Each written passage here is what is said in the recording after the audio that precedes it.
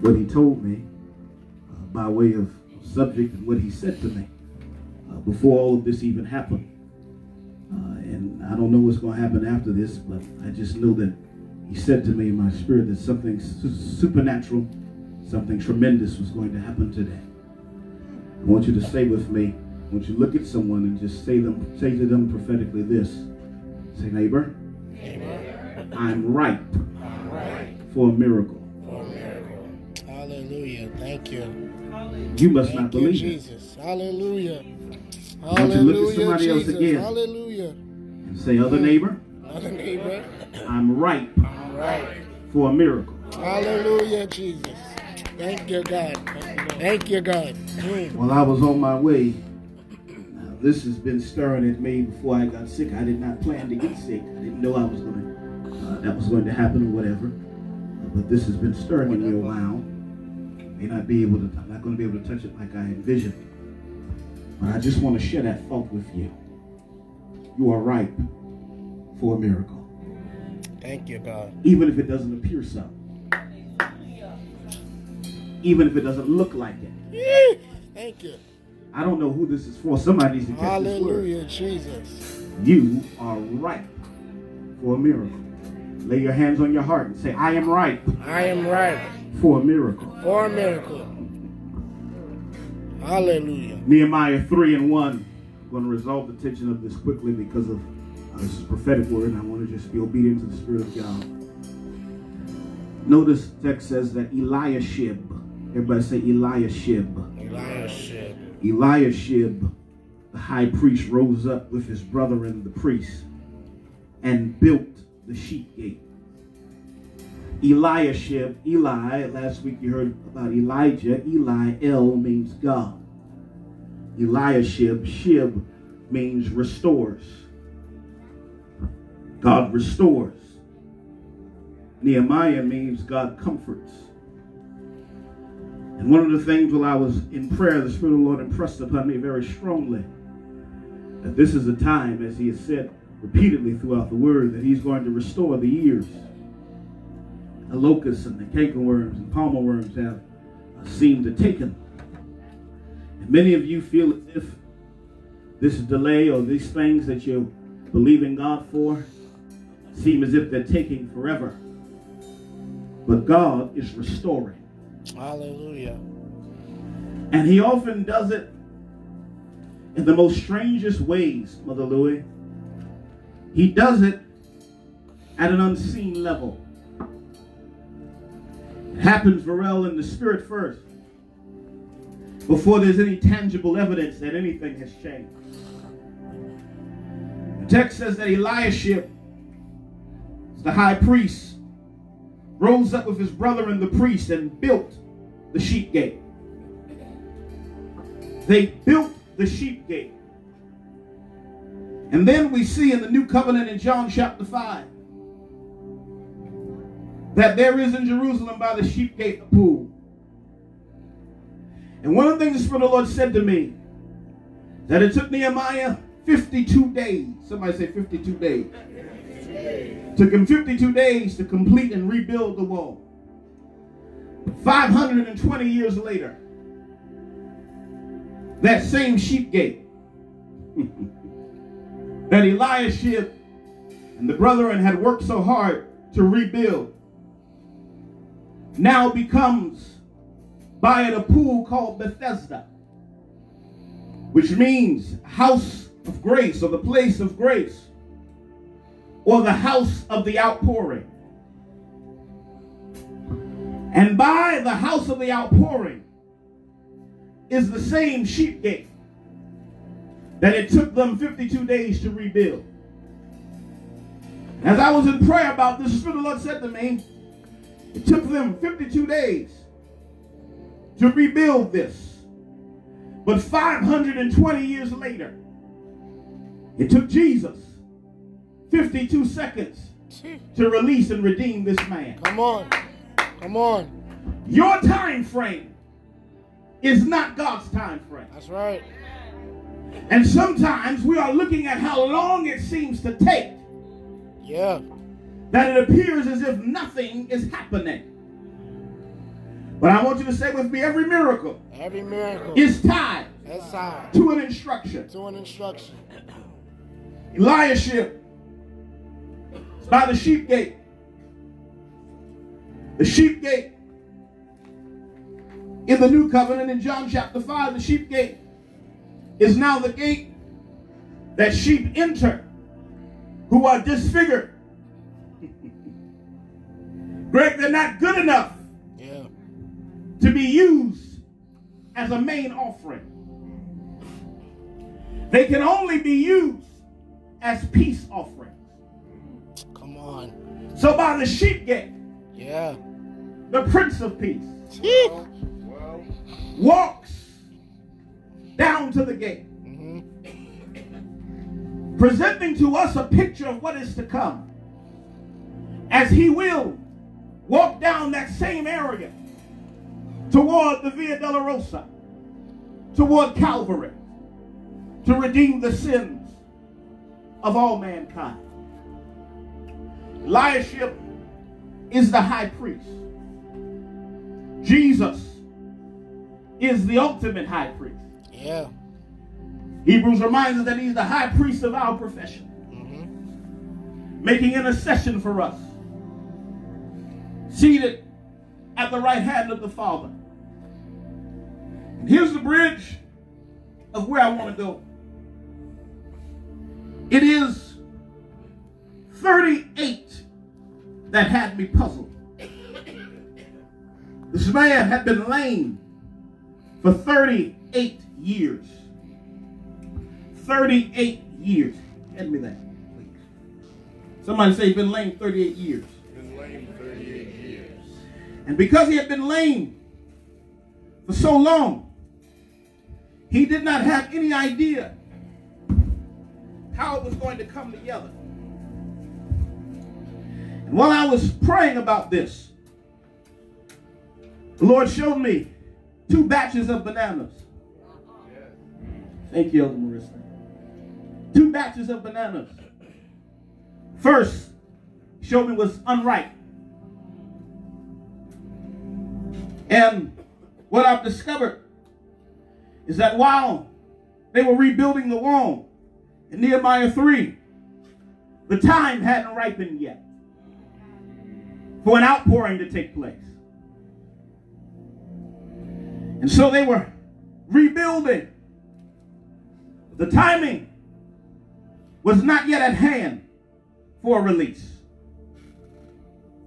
30 and 8 in the Hebrew points to kavod, which means glory.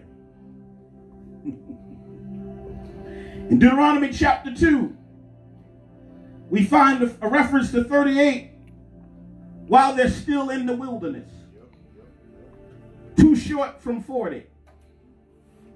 30, indicative of maturity. 8, indicative of new beginnings. That's right. When you look at Nehemiah 3, and you count all of the workers who were called to rebuild the wall, there were 38 in total. We find ourselves in this place of wandering, in this place of damaging.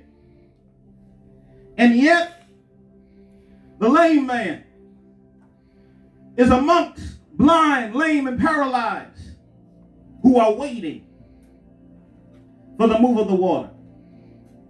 They had not yet realized that the mere fact they were sitting in the right place qualified them for the miraculous. Come on. I'm going somewhere. And too many times we come to the house of God like this lame man.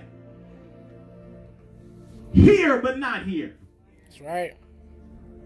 Waiting for something to happen that is already available to us. Sheesh.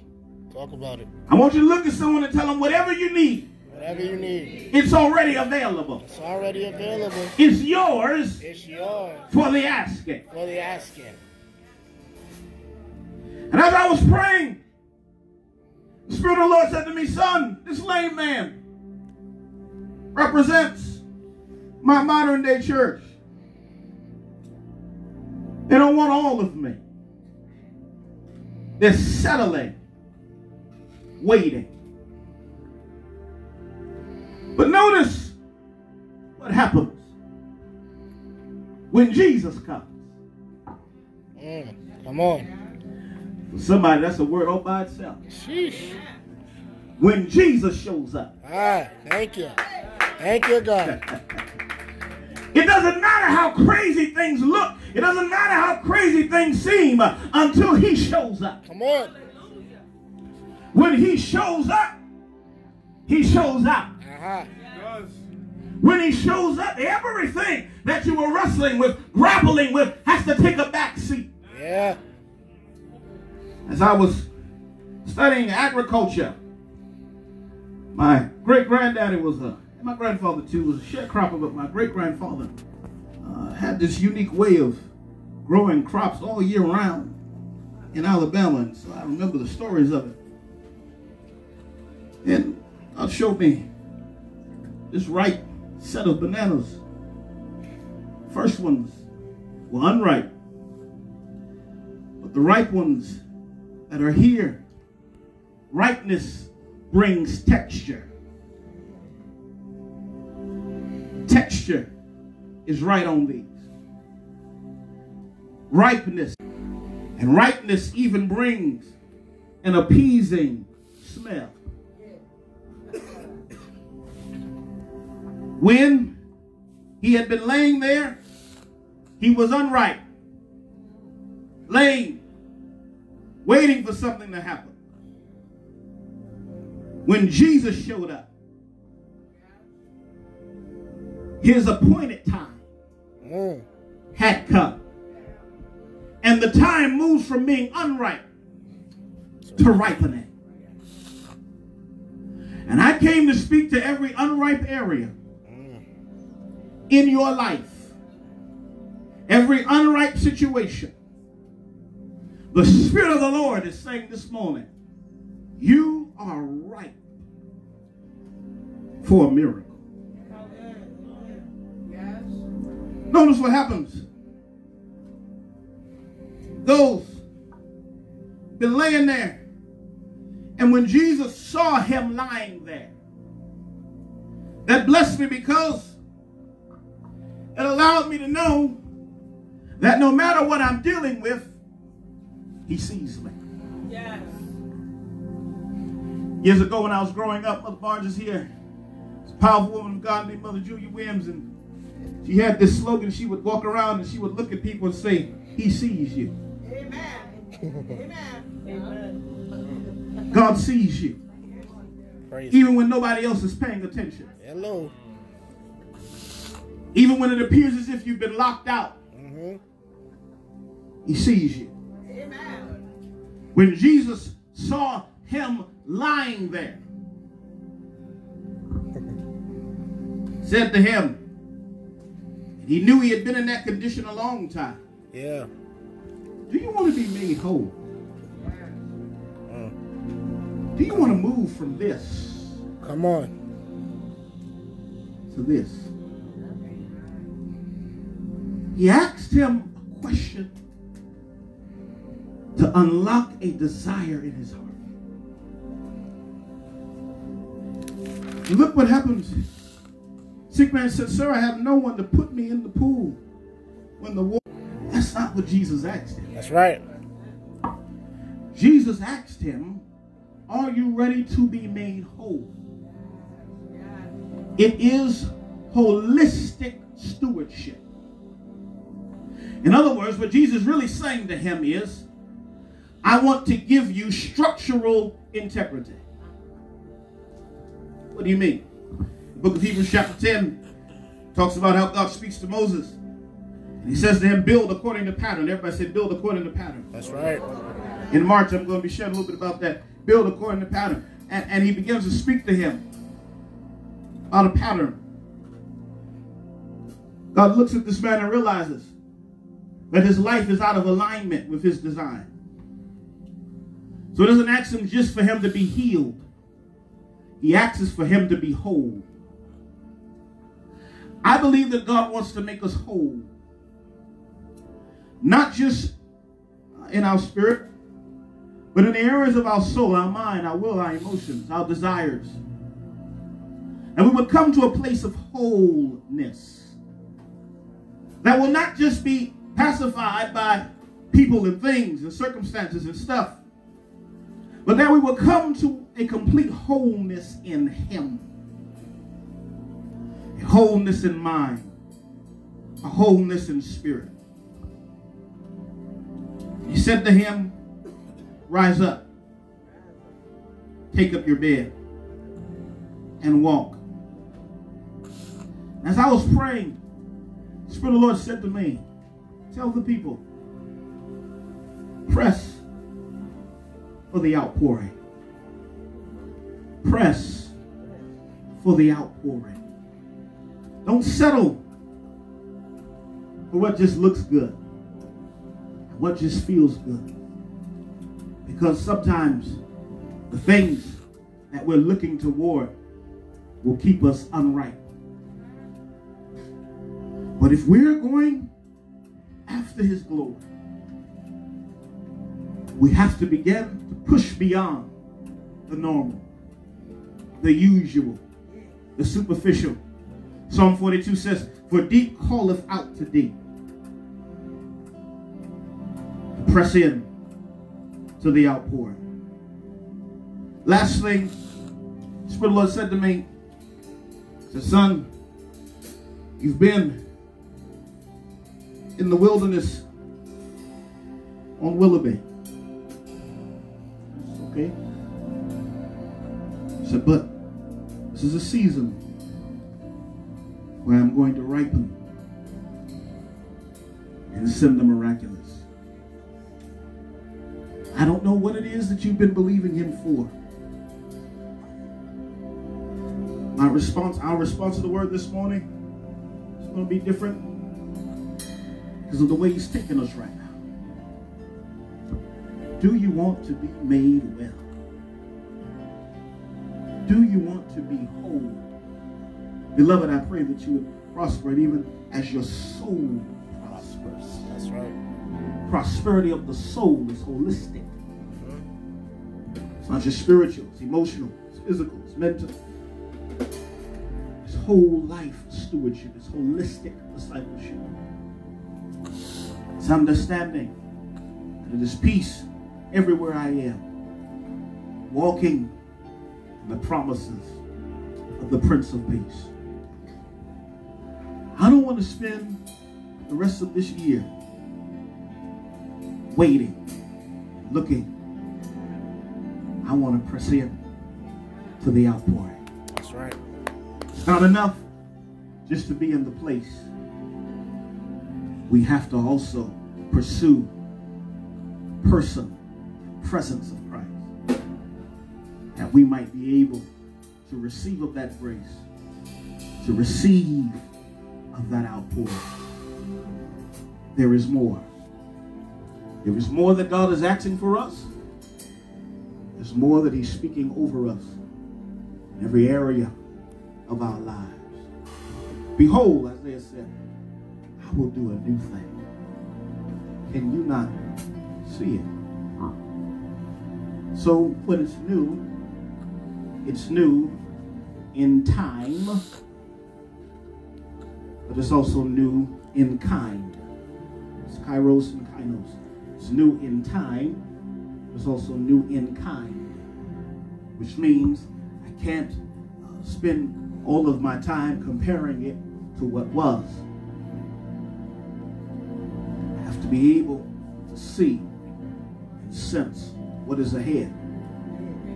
One of the biggest questions, finish with this and we're going to flow out and worship. We're going to flow out and worship. Those of us who serve in that music ministry, get ready. Biggest question a lot of pastors, preachers have been asking me the last 13 days is, so what's your plan? Your daughter, what's your plan? What's your plan? What's your plan? Well, we'll see what God wants to do. Do you have a preset for what you wanted to do and what you wanted to be? I said, no. That's up to God. But there are some things that we will, instill as it pertains to faith. But we trust the Lord. Sometimes you have to know when to be still. Amen. And to watch Him bring all the pieces together of your life. Somebody here this morning, your heart has been heavy. It's as if all the pieces of the puzzle have been scattered every which way.